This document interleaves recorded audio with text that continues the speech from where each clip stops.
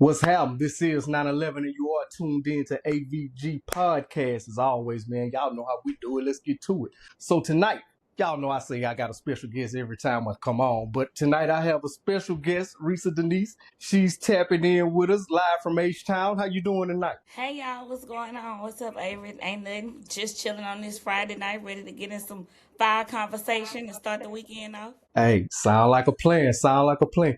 Well, speaking of fire, we're gonna talk about how we got here. So you recently, I don't know if it was about maybe a week ago, maybe a week, maybe 2 weeks now, but you made a post on Facebook. We follow each other on Facebook, so I seen the post and it sparked conversation within your comments section and stuff like that. But just reading the post, I could sense the frustration, and you kind of echoed what a lot of us are feeling in our community right now. We got a lot going on with politics. We always seem to get the short end of the stick. We have never been the sector of the world that's targeted, I'll say that, when it comes to lawmaking and things like that. So I'm going to just open the floor up to you and just talk about what brought you to that post and what triggered you that day to make that point. I make so many points. Remind me of that exact post and exactly because I can't even remember. I'm always spitfiring whatever comes up, comes out half the time. This Make me was the post, but go ahead. make me remember. Okay, this was the post where you talking about America hates itself. Because I've had Yeah. similar conversations like that with people, and I didn't say America hates itself. I kind of formulated it in America hates us so much. But you were going down the same road. That's what caught my attention in the post, because it was the same sentiments that I had, and I've had conversations with. You just worded it different, coming from your perspective. So just that day, if you can remember, what brought you to that point that day? Gotcha. So because they do hate themselves, first of all, America was created on a lie. You know what I'm saying? So you come over here and Thanks. you steal the land, you colonize the space, you take it from the indigenous people, you go to Africa, you bring us over here, you enslave us, not realizing you tried to take our identity, take our language, take our culture, take everything from us, and you thought that that was going to cause us to bow and shuffle to your command, not realizing the spirit of the people, the spirit of the man was already in there. You couldn't take that from us, and so then when we started to really rock again, we went through slavery, but then we still were who we were. You hate yourself because you know it's kind of like when you dealing with somebody in the hood, you know you down bad, you know what you did, you down bad for what you did, now you running scared, and because you running scared, you trying to create these perimeters in place to not show your hands, but also to keep what you did at bay. Because you know, if we ever get our footing up under us, we coming for you. And I feel like that's just where we are right now. And when we Mhm. look around, when we look at the last couple of weeks of what's been going on in Minnesota, what's going on with ICE, one of the points that I was making in that post is that even the left wing and the right wing is sick, both of them. Everybody tired. Everybody frustrated. Got people that have white privilege that want to step up and say, you know what, I'm gonna use my voice and I'm gonna use my privilege, but that privilege gonna get me killed. And now Thanks. I'm comfortable. Because Yeah. before it was their situation, their problem, their issue, Mm-hmm. and they said, well, wait a minute, I can do something to fix this. Let me stand up. Yeah. Let me Yeah. speak out. Now they like, Mm. oh, you don't give a damn about none of us. So now it's moving away from this is race issues, this is racism, the country is America, KKK, all of the things. And now it's about if you're not one of us, then you one of them. And you gotta get out of here. You see Candace Owen. I don't know if you've seen Candace I Owen. seen it. She coming for Charlie and them. Singing a different tune. She's singing a whole different tune. So that just Mm-hmm. shows you that the way that the country is moving, the whole situation with the Obamas and this little move that he done tried to play today, it's just exposing that y'all really hate yourself. Y'all really hate yourself. And I'm glad you brought up the Obamas. We're gonna work our way back up to that because I wanted to ask you this or just bring this point up. To me, I made like an episode in 2020 where I said it was real strange that 2020 was gonna be the year of a lot of revealing itself. Hmm. 2020, it was a play on 2020 vision. The year was 2020. It's when a lot of the politics coming out. So what I noticed was when I don't even like mention when old boy was running for office, the comfortability level that it got with everybody, and like you say, a very fabric of this foundation was built. It wasn't built right. It was built on a lie. A lot of the stuff that you see now, like even when they do stuff to hold us down or do stuff like in spite of us. If you did that to the Jewish community, do you know the uproar it would be? You can't say nothing about the Jewish community, but it's so comfortable when it comes to us of what like you say, with the Obamas, what they portrayed last night. They hurry up and they took it down, but they wanted to blame it on the staffer. But even if a staffer did it, just like with in sports, I use sports for an analogy. When a head coach or somebody takes over a team, you bring your people in place because you want your thumbprint on it. And you put people in place that is like-minded around you. So even if you didn't directly do it, which I still think he had his hand all over it, even if you didn't directly do it, who is under you that has access to your account that felt so comfortable that saying, even if I did this, you would be okay with it. So even if you didn't do it directly, it still indirectly falls on you. And what people don't understand, when you're in a leadership position, you're a leader. So sometimes, even when I was in management at a job I had, even if I didn't directly do something, if my people failed to carry out an assignment, they wasn't calling them directly. They was going to call me, and I had to go talk to them, but it wasn't directly to them. So back to my original point. In 2020, what I do appreciate, the guy that's in office for it right now, is that he took the veil off and he showed people what America really was and what it's true. Because if you just even go back to the catchphrase that he ran on, make America great again. At what point was America great for us? Like you said, was it great for us with slavery? Was it great for us when you released us from slavery, released us into Jim Crow and segregation? At what point was it great for us? But when he did set that dog whistle out, it spoke to the very core of some of those people holding on to those ideologies that this is the last piece of racism we might can hold on to. So make America great again. It rallied everybody and it made them not everybody in our sector, but it rallied that sector, that underbelly that was quiet at job. Because there was a lot of people, and I know you might have seen it working corporate and stuff like that, that you was like, damn, you thought like that? Oh, that's what you thought like that? Oh, okay. People that you friend with on Facebook, like, damn, you think like that? You agree with that? Because what point was America great again? So I'll just let you speak on that. Like you say, coming from slavery, coming from segregation, at what point for us did running, even when black people were supporting it, at what point was America just great for you? And I'm not saying we living in slavery now, but at what point can you say America was just great for us? For us as a culture, when we was taking care of each other, when we was out there fighting a good fight. Good point. When we was out there fighting the civil, it was a fight. But when we was out there fighting for civil rights, we were so disenfranchised, we didn't have a choice but to come together. We didn't have a choice but to support each other. We didn't have a choice but to bring our communities together. We didn't have a choice but to look out for the kids that was outside playing and make sure them white folks ain't come over there and jump them and drag them away. We didn't have a choice. We didn't have a choice but to support our sisters because they men was going over to Vietnam, and so they was displaced from the home. We didn't have a choice. We didn't have a choice but to support our black boys because we was trying to make sure you look the right way. Don't go out here messing with these little white girls. Make sure you do what you're supposed to do. Make sure you're respectful. Make sure they don't stereotype you. We didn't have a choice. We didn't have a choice but to cover our men because we knew they was going out there dealing with these people on these jobs. They were treated inferior to while they were working. So we talking about, post sharecropping. So it was in between. It was in between the agriculture era and the industrial era. So when we went into the factories, we had the lowest paying jobs. You see what I'm saying? So we taught education, respect, but respect for each other. We did not have a choice. So the first point that I was making, and like, what's the issue with our country? Is we don't fear anything. And we don't have any feelings. We ain't scared of nothing. We ain't scared of no police. We ain't scared of the authority. We ain't scared of our parents. We ain't scared of our elders. We ain't scared of the teachers. We ain't scared of the principal. We ain't scared of nobody. Nothing. No respect for authority. We have no feelings. Everybody is so desensitized. I remember a time we could watch a movie and be like, man, don't watch that. It's going to make you cry. I remember the first movie that probably made me cry. Women of Brewster's Place. Yeah.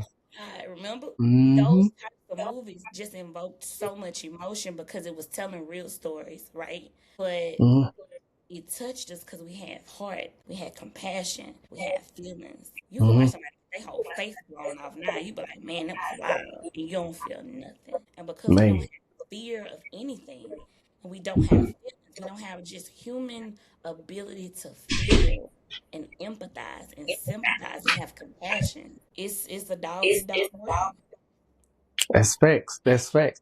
And I think one of the other things too is, even like you said, the part where we had no choice but to kind of love on each other, and because we were more so having to keep each other together as a community and watch over each other.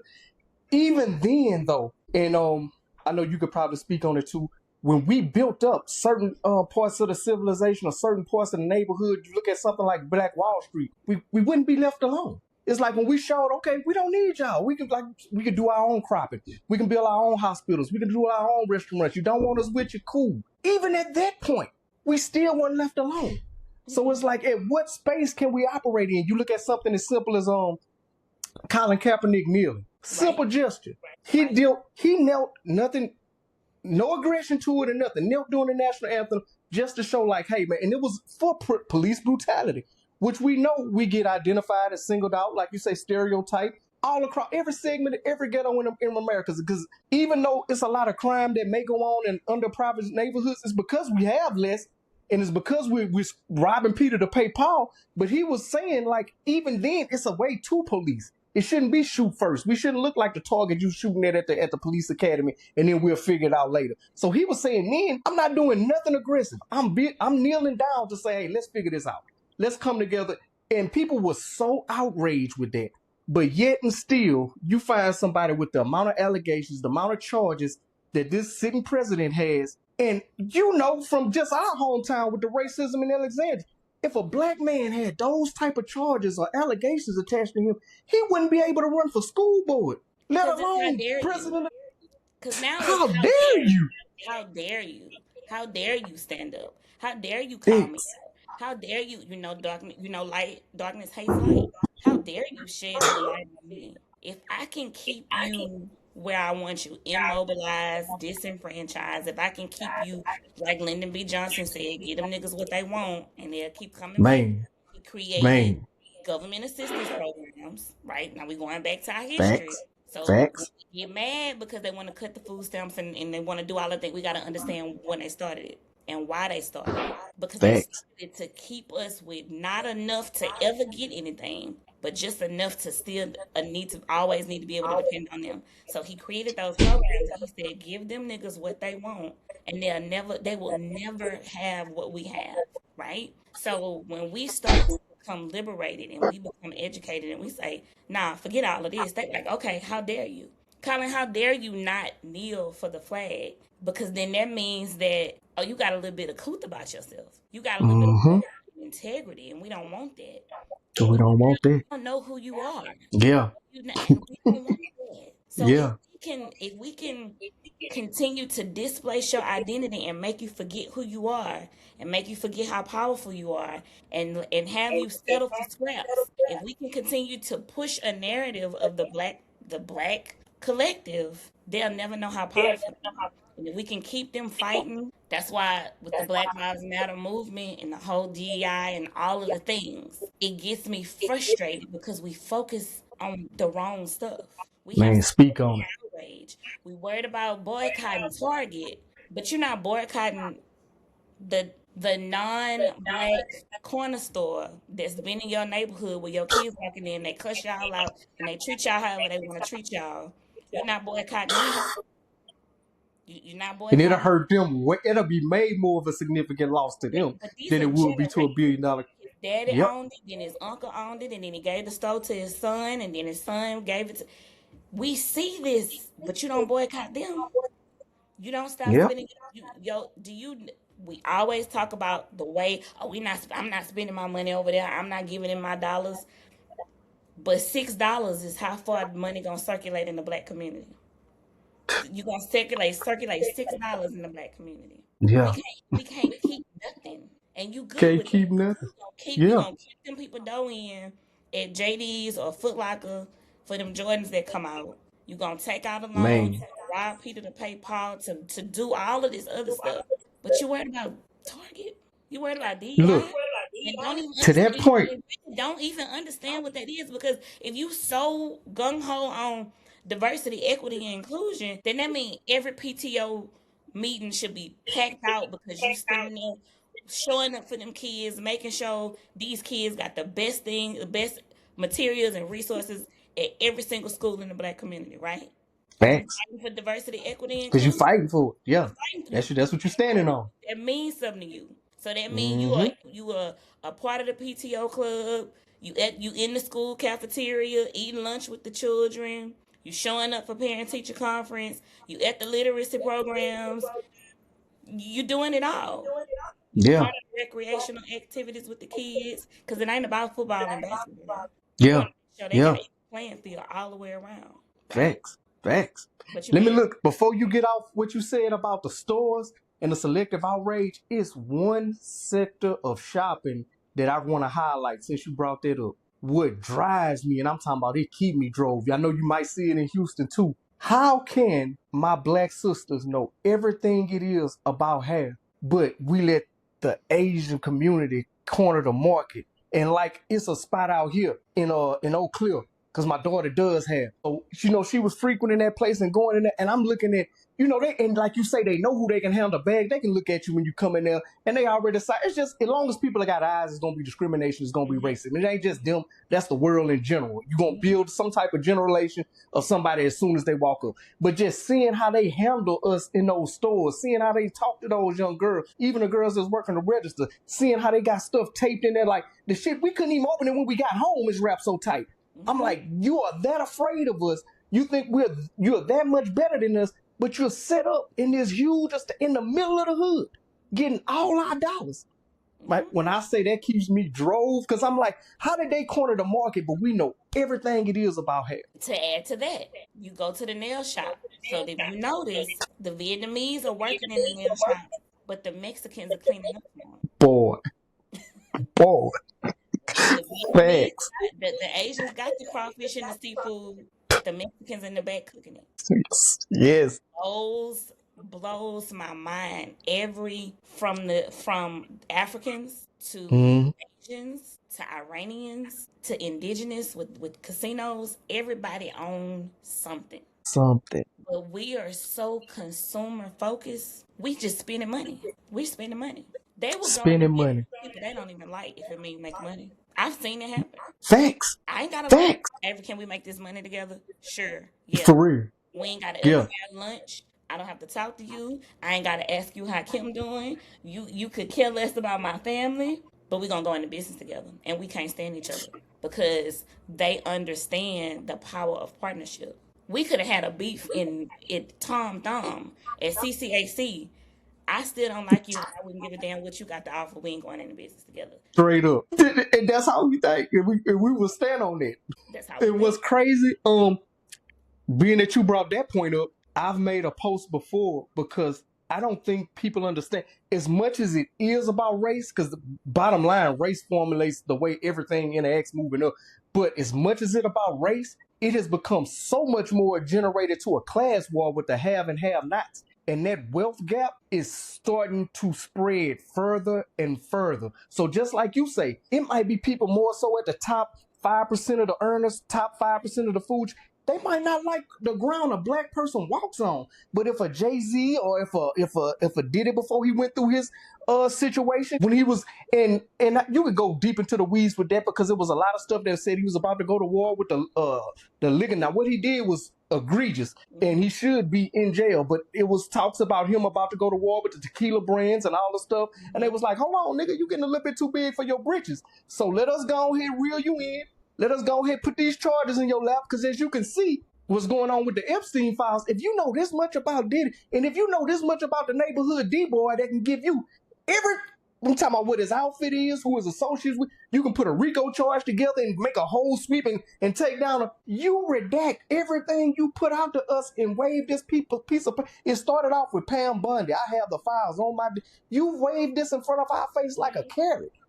And you protected the haves, and we watch the have-nots go to jail for less every day, and you throw the book at them. So that's what people need to understand. As much as it is about race, You better start understanding. That's just why, like, I couldn't wrap my mind around when this guy was running for office and seeing the people with no teeth.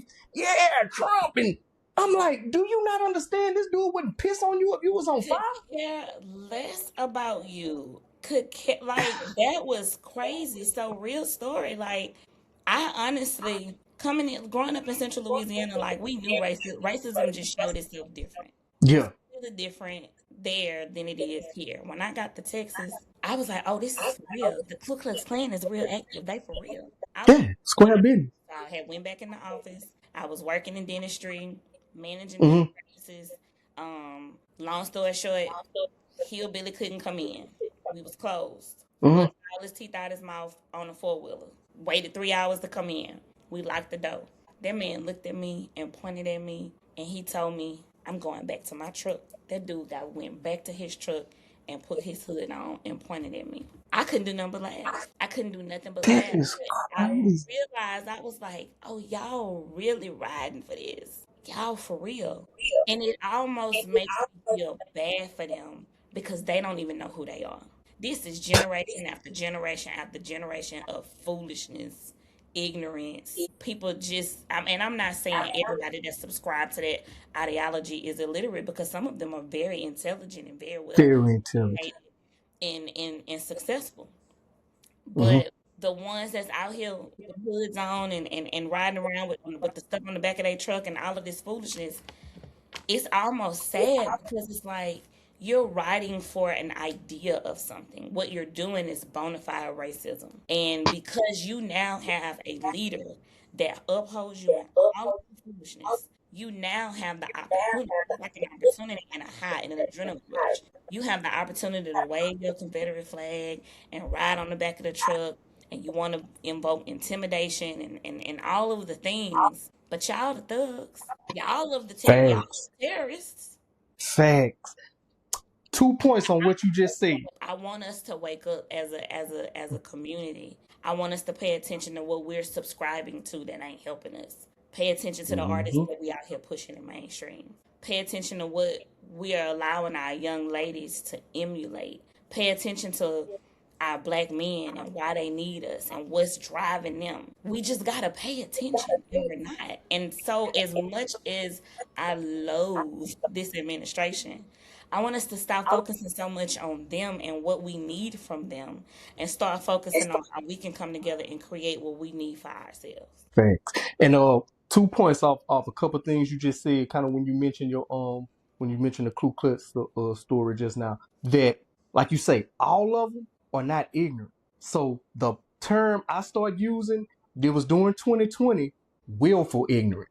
It's a lot that know what's going on. They can see it, but they're so they don't want their ecosystem shaken up. They don't want to, because right now they're comfortable. It's people that might not be just super racist, but you know what? I'm not gonna use my privilege to say nothing because it might disrupt something I got going on. It might that DEI might stop me from getting a job, which people don't even understand, and we don't benefit from it as much as they would like to think. And it's another point I wanted to make that I don't know, because this goes back to the beginning of time. And I don't know just how much you travel or stuff like that. I'm not a big traveler, but I know people that travel a lot. And my mother-in-law, she traveled a lot. And she always would say the people of darker hue, no matter what country it was in, always had the lesser job, kind of what you spoke to earlier with the Mexicans or something in the back doing Mexicans cleaning up, or it might be us out there doing the parking lot or something like that. But this wasn't just reserved to America. So even though, because we're focused on America, is this where we live? So we're trying to make this better. But I want people to understand, like, whatever, like, you out there in Houston, what Lil Kiki say, my skin is my sin. Only thing I'm doing, trying to win. But what cursed this skin at the beginning to where across the globe it is looked down upon and shunned and feel like it's less than. So it's not just a stigmatism for America. It's a stigmatism that if we don't come together globally and show our power, because if you look at, when I say show our power, when it, like you say, it goes much further than sports. But if you look at sports, how no matter if it was Tiger, and I know he don't want to claim us, so I'm just going to use him for an example because you got some of us sprinkled in you. You ain't got the claimers. You still got some of us in you. How you took athletic genetics, you dominated golf. You look at what the Williams sisters did. You look at how a white, predominantly white sport, again, with young and little white women, dominated that sport. You look at the professional basketball, football, dominate those sports. So that shows you genetically we're gifted. And then when you want to go to the mental aspect of it, because we're not expected, but we've always shown we could do more with less. You look at movies like Hidden Figures. You look at the stuff we created like with GPS and stuff like that. We've shown that intellectually you can put us in any arena. So if you mix what we got intellectually with what we have genetically, like you say, it's on us now to figure this out and figure out how as a community we can take our God-given gifts and use them for power versus pushing a sexy red thong all up my booty. Like, we have to understand the images and what we're making our young girls feel comfortable saying and what kind of attention that they feel is love or attraction from no, a man will stick his thing in a snake hole if you let him. So if you're going out there just freely, saying shit like that or giving yourself, you're going to get attention, because guess what? After that, he's on to the next one that's thinking like you. So that was a good point you made. We control the narrative. Exactly. So just as much as we see in mainstream, we see all of these different things that is almost embarrassing. We be like, oh my God, why are they displaying us like that, right? We have so much good. We have so many children. So much. Graduating at 12 and 13 and 14 years old from high school, and then graduating college at 16 and 17. We have so many black and brown kids that are being considered geniuses. But we don't have them in mainstream. We don't see that. But we have to start controlling our own narrative. We have to control what we put out there. And look, I brought up Sexy Red, but I never want to make an argument, because sometimes, some people are like literal Lance and literal Lisa's. If they hear one thing, oh, you talking about the women? No, I want people to understand that I feel the same way about the male music that's coming out with straight drill music and stuff like that, because all that does is to these little youngsters that's living up to them, even if they're not doing it, guess what? In our hometown and in Chicago and cities around, it's people dead every day. These youngsters will really go lay you down and go home at night and go get on the game. So I'm not saying it's just a hurt. We're talking about just the imagery altogether that we're pushing from our community, because that drill rap and some of this sexually charged music is killing our youngsters, and it's men and women. I want people to understand that. I'm not saying one is no better than the other, because it takes both. We have to love on each other to make this thing, to climb up out this hole that we've been in. And mentally now, like back when we was growing up, we had a KRS-One. Like you said, we had to control the air. We had Boogie Down Productions. We had, Black Sheep and stuff like that. And it's not to say that's all we had, but we had choices. What they've done now, the music in has removed choices. So it's still probably little pockets of that, but you see guys like Lupe Fiasco, they don't even make music no more, because they like, well, if that's what y'all want, I don't fit that mold. I'm no way I'm going to sit. You see J. Cole dropping every 5-6 years, because they like, look, I can't make no videos with y'all. I don't even want to be in that minutia. So it's like they've removed the choices from us now. And they took something that we build, hip hop, grown up. That was something MTV, nobody even wanted to play when the Run DMCs were coming out. They figured out, oh, hold on. And I call it, they weaponized our music against us. They removed all the knowledge when they took the KRS-Ones and making people think and pushed outside the boundaries and uplift self-destruction. I don't know if you remember that song back in the day. And they had all these type of songs. We trying to stop gang violence. They removed all of this and let's get this out the way. I done figured out something. So these top CEOs, like, give them more of this. Give them more of this. Let's see what they do. And now when these little girls and little dudes walking around, straight other images that they're projecting back on us, say, hey, this what y'all wanted. Have at it. Because they understand that the music is a part of our culture and it's a part of our identity. So if I can control the narrative, I can control the way you think, I can control how you act, emulate what you see and what you think. If I can control that, we could sit back and we can make decisions on y'all's fate, and y'all gonna self-destruct. All we gotta do is throw it in the music, and that's it. So then we get to, so then what do we do? There we go. How do we shift the paradigm? What do we do? Because the thing of it is, the executives are giving these young people money, millions and millions and millions and millions of dollars, because that's what they want. That's the carrot. And they're like, oh yeah, they selling their soul. The soul was already gone. They ain't had nothing to anchor themselves to begin with. You didn't say that's deep. You just traded. You just got what you wanted. Because if you had a soul when you went in there and you said, nah, this don't feel right. I came in there nice and wholesome, and I just wanted to talk about sunflowers, and y'all said, Teresa, and we want to give you this image, and we want to shift you, we want to change you, we want to make you more sexually charged, we want to make you clothes skimpy, we want you to sing or talk about this, rap about this. That's what's gonna sell. If I come in there without a soul, okay, you still gonna give me this check, right? Yeah, you're gonna take care of your whole family.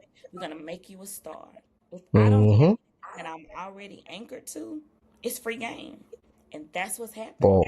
It even goes into our churches. I saw what you posted about on Drewski, and you was 100% right. You was 100% Yeah. right. Because again, where we come from, you got pioneers like your dad that set the tone. There was just a tone that was set, and there was a level of respect, and there was a level of integrity. And yeah, you had some, but they was few and far in between. But one Mm-hmm. thing about it, Rem Dupont was at the games. He was in them kids' face. He coming by the house, and I'm gonna see you at church. He Facts. was, and they saw him, so they respected him. They didn't see him in one light over here, and then over here you something else, and you doing something Facts. different. Where we are now, uh, in these ages, church is an opportunity. So if I didn't really have a lot of skill, if I ain't go to college, if I didn't have a lot of education, I could preach and I could make just as much money and I can have a lifestyle that I want. Because all I gotta have is Talking a about. following and I got a target audience and I have a niche and the niche is the young folk. And if I got Mm-hmm. that, then I can have Don't this. mess around and be. Don't mess around and be charismatic. Oh gosh, don't go against the grain. Don't say come as you are. Literally mean just hey, we gonna turn up. We're gonna do all of Boomerang 2000. right. We're gonna do all of the things in the church that we do in the world because I just want y'all to come. I just want you to get here. And we are Mm-hmm. packaging it up as bring them all in, let them come as they are, let the Lord do the work, but we don't have any standards. See the So, movie Sinners. right. You So saw then what what happened. All they happens is wanted to do was just get invited in. that's it. Invite, but I ain't gonna push my way in. You gotta invite me in. I ain't Invite gonna me I ain't gonna in. push my way. Facts. Just invite me Yeah. in. Mm-hmm. Invite me in. And once I get in, that's all I need. That's it. That's I can corrupt the whole thing. I can We corrupt the saw it. whole That like I see. I like movies like that that make you think and this depiction. And for me, it touched home again, like you just mentioned. My dad read, so I was the kid that went out. I'm in the world a little bit. I'm coming back up, but he like, all right, the devil gonna follow you home. So it's just movies like that. I like the way it pushed my thinking. I like the way the just the way they presented the message, how it was relayed, and how like in real time you saw what's happening. Because right now, well, like you say, church and community, the lines are blurred. And you do want to bring people in. And I'm not one of those people that think no matter how my daddy lived that, you got to be holier than thou, because people do change. Every sinner got a past, and every sinner, got a future, however J. Cole said. But the thing is, you got to be doing it with the right reason. Like you said something earlier that was profound. If your heart or something you are already anchored right, that moral compass gets swayed easy. Because that's what I tell people. A lot of people like to sit back in broke situations and say, what they do from a moral standpoint. Oh, if I was in the Diddy party, I wouldn't have did. Or if I was X, Y, and Z, I wouldn't have did. But like you say, if you're not already not anchored right, what's the dollar amount that make that moral compass kind of, I don't know. right, like, Maybe if I do. and then how far is pushing the grain? Because Mm. you wasn't at the Diddy party, but you was at Cabo Beach.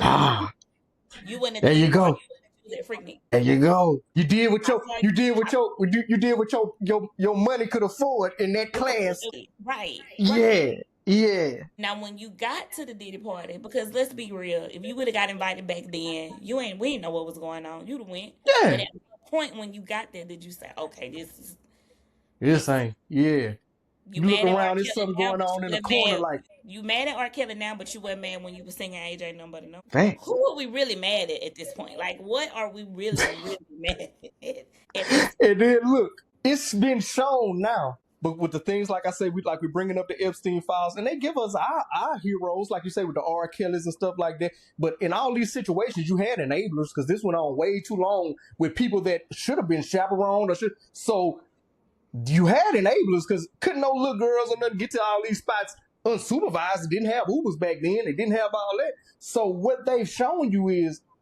laws were never meant to govern them. Ever. It was meant to keep us in place and Right. keep us, Okay, like we can break down your hero. Okay, y'all thought Diddy was an icon, and like, we can rip him apart. Y'all thought Kelly was the best crooner in the world. We can rip him and show you, okay. But all of these people that's coming out on these fights, not even coming out, they'll give you and I like what Clinton doing now because I was side-eyeing Clinton at first. He got his discretions from back in the day, but he like, hold on, if we're gonna do this, let's do it. Let's do it like pay-per-view. Let's put it on camera and let's do it. I don't know. Let's really do it. Let's do it. Now, I'm not gonna be paraded, in the back room and we no cameras and y'all come out with these statements and redacted and allegate. Let's do it if we finna do it. And now all of a sudden is, can we do that? We don't want. So why? If it's supposed to be transparency and stuff like that. But I just wanted to bring that point up.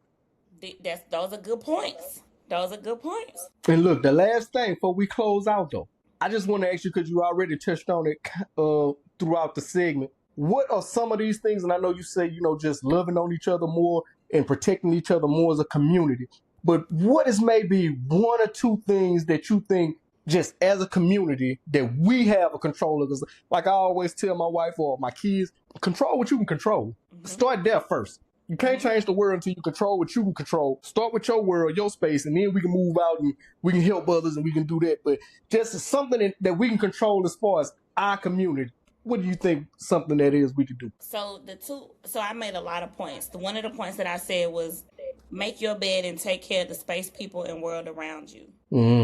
Good. And that starts like figuratively and literally. See, man.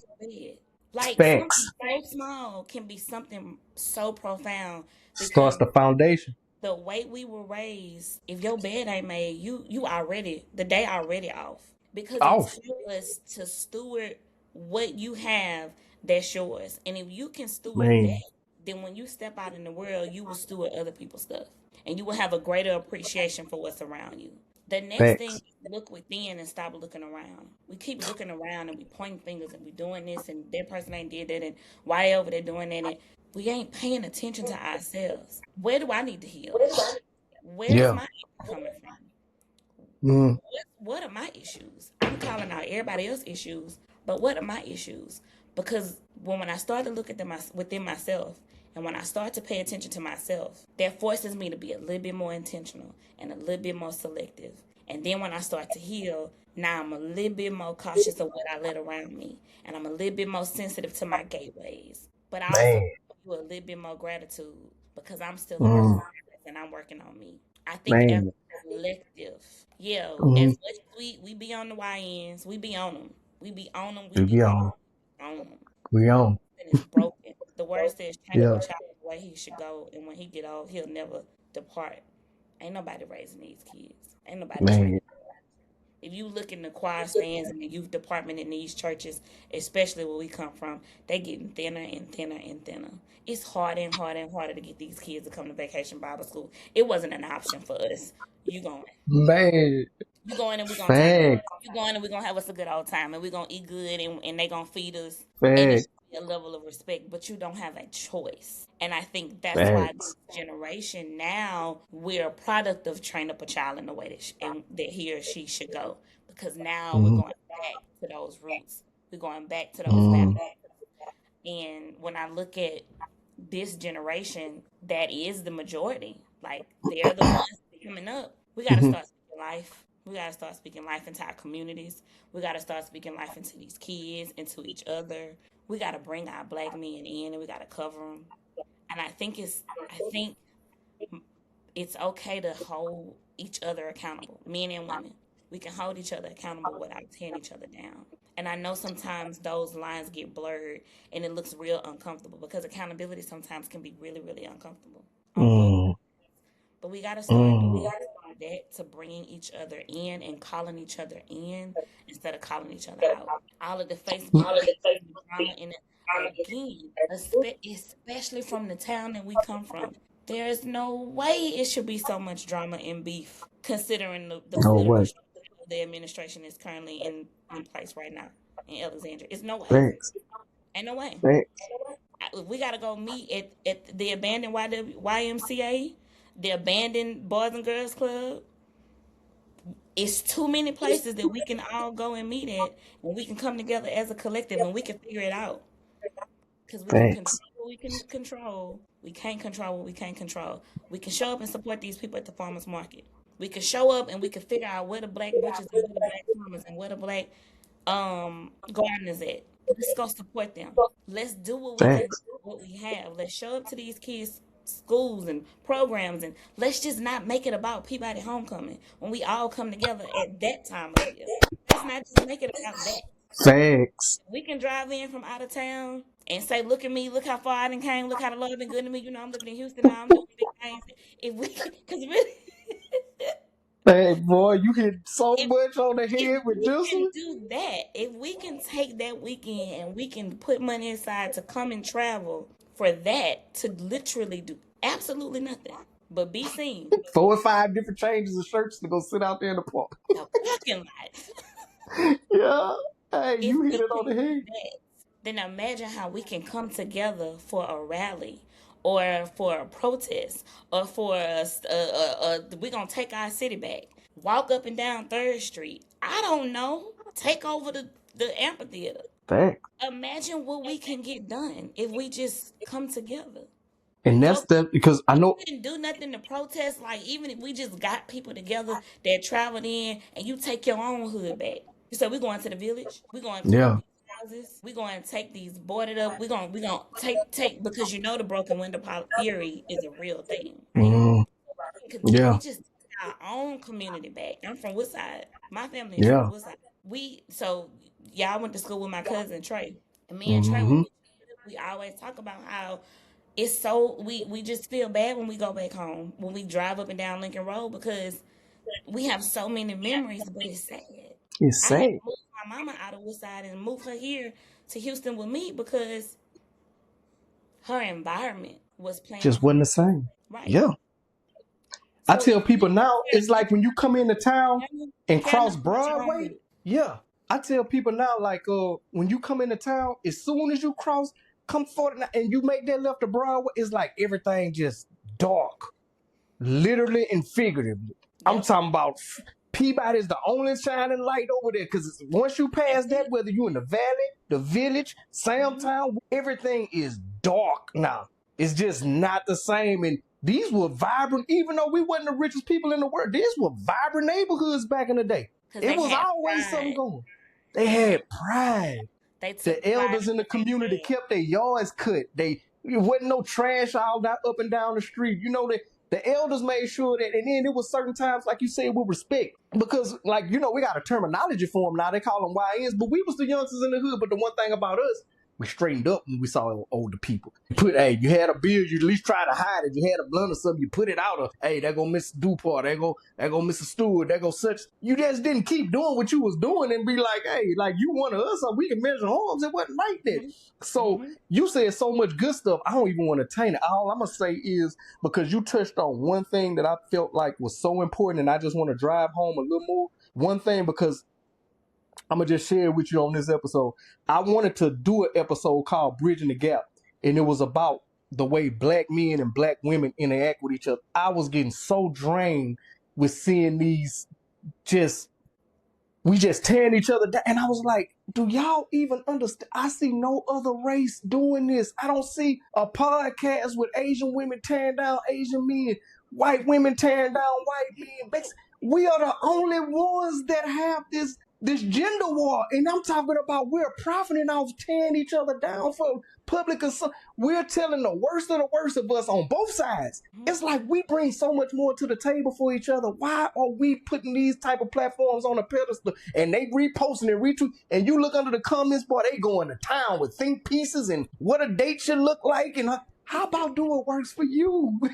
How about it ain't no one size fits all? That Cheesecake Factory might not work for you, but that might be some chick best day in her life. So don't get under that. It's just like we've got so consumed with tearing each other down. And then from that point, why I wanted to do a segment on that, because just like you said, that permeates through the kids. So if you got this frustrated man raising a frustrated son, he come home from him, he heard his mama bash him all weekend. Now he looking at him crazy. Now this dude telling his little girl how sorry her mama is. So now you got these little sexy reds and these little YNs, so you're creating them. And you're just keeping that going. And so, out of all the things you said, I don't even want to touch on too much because you made excellent points. I just want to say it could start more as far as a community-based thing. But if we love on one another and get back to just take the gender wars out of it, people, I promise you we're going through the same thing. Going And through the whether same it's like you say, you loving on that man and making him have a safe space when he come home, but that woman should feel protection. She shouldn't be a bitch every other sentence. Or that's I hate hearing the dude say that's my bitch. Or something. Like right, that's how you refer to your even if that's your woman. Like that's how you refer to her. So right. everything you said was We're on not point. being taught the right things. Again, like I said earlier in the conversation, we got displaced anger. We got selective outrage. We're focusing on the wrong things. You're right. We get on these podcasts and it's him, her, but we're not talking about emotional intelligence. We're not talking about conflict. Ooh, We're not talking ooh, about the things that actually really matter. We just facts, talking about it's her and it's him, and if women with this, and we would be like this, and if men with that, then we would be like this. But the truth is, I feel like people that get on those types of conversations, you're broken, and you're able to use something to camouflage their brokenness. You're able to use your facts, accolades or your degrees or your success or your money or your bank account or whatever to say I don't need, I'm this, I'm this, I'm that. But the truth is, it's just basic principles: emotional basic. intelligence, conflict management, mutual respect. That we ain't Sounds like stuff that sounds so simple.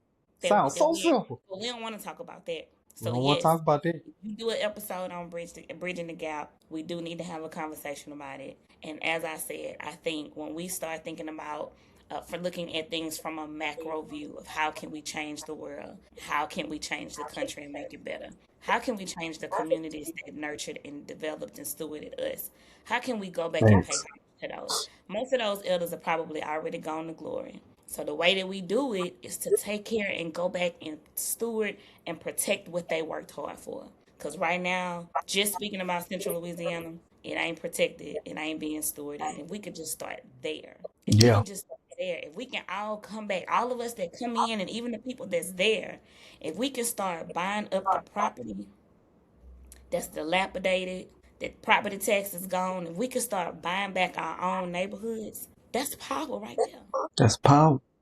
That's And I do power. want to say this. I do want to say this because I always say it'll be irresponsible me saying from another city about it because I do see certain people that's doing what they can in certain cities, but it's so And they much can only do so dysfunction much. around there that they can't do it all by themselves. So what you're saying is I don't want people to take it as like we're saying nothing's getting done because there's a Right. lot of people boots on the ground that Boots I don't on want the to disrespect their work, that they are truly doing the work what they can to make a difference. So I do want to say I and they salute getting burnt all of out though. y'all. They getting burnt out. Man, They they getting getting burnt burnt out. out. And my heart goes out to them because the truth is they could leave, but they're so passionate and they so dedicated. Man, They stay. man, And I see them yeah, as, they front runners. They pioneers. And like you said, they yeah. have boots on the ground, but they getting burnt out and it's only so much that they can Only do. so much.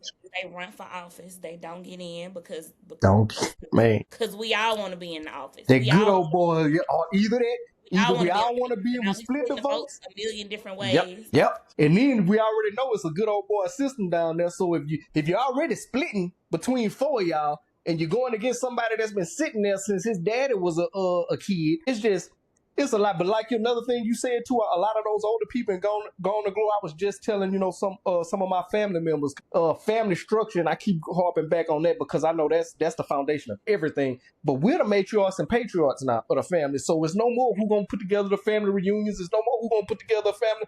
Hey, it's these group texts that's going on.